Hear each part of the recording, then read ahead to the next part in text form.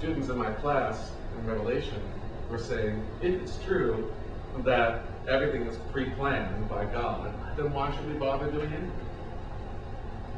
Why should we bother being nice to people? It was all planned out, and we're not going to be part of the stage in the end. Why even bother? Here are kids going out of college, and this is what they're thinking as they're going. We read the book of Revelation, now we wonder, should we bother about anything? Well, that's a good question. It's a good question. Should we bother? And why should we bother? What does the Spirit tell us to do in that case? What do you do? Yeah. Well, what about the people who do? What about the people who do that? Everything is planned, you know. Doesn't make any difference what Joanne says because it's all been planned. God's got it all. It's all fake, you know. So how do you minister to people like that? Just listen. You just listen? Just listen. They don't have to realize that you don't believe what they say. Okay, that's one way. Yeah.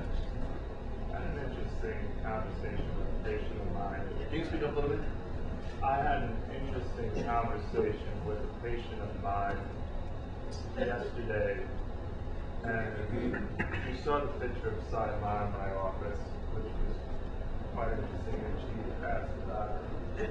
And, you know, she goes, so she said, so what religion are you? And I said to her, well, I go to the Episcopal church, but I have some Hindu in me, some Buddhist in me, with a smattering of Unitarian Universals.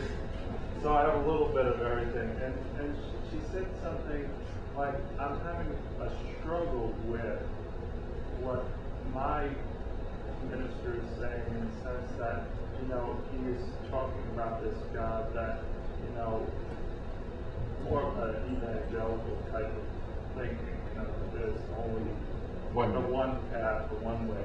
And I basically said to her, I said, you know what, I can't believe in a fearful God, and I cannot believe that's just me. So I guess when those conversations open up, all you can do is say what you believe.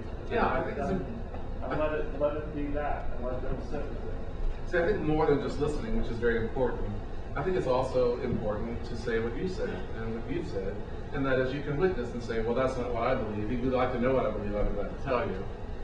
You don't have to force it on people, but you can say, well, this is what I believe, and often, that is what brings people around. Did you know that 97% of people come to church because someone invited them? 97%.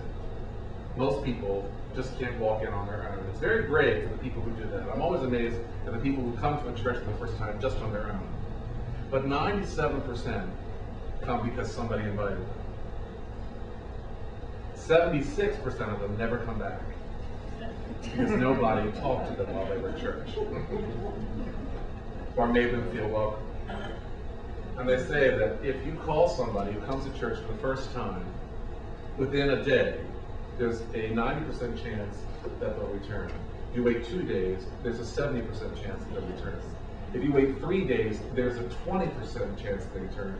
If you call them within the week, you probably never see them again.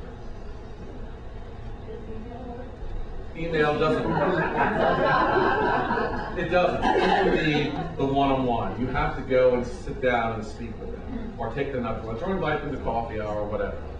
But if you notice that the people, we've had a lot of visitors come through in the past, and not all of them stayed. And you say, well, why is it that we never see those people again? And part of it is because people, if you don't, and it just can't be the minister, it has to be other people also. If you don't make the connection the first time, most people are not willing to go back and try again. It's just too scary. It's too different. Too difficult. And the other thing is that people who stay away from church for whatever reason it is, let's say you've been sick for 3 weeks. For every week that you stay away from church, it takes almost a year to come back and feel together. We have some people like we have a person who was really, really sick last year. She was sick the whole year, and now she's moving. I don't know if we're going to see her again, Barbara Duchamp. And she was sick the whole year. We haven't seen her since a year ago, January. And we keep on saying, well, she's going to be moving and so forth. And Joan and I were talking about this. I have talked with Barbara too. I don't think she's going to come back and say goodbye to things that she can go. But here she was part of our groups for so long. And I think that she feels, she hasn't said it outright, but I think that she feels it's so hard to come back once you've been away. Because what's the first thing people say to you? Oh, it's so good to see you. It's been so long.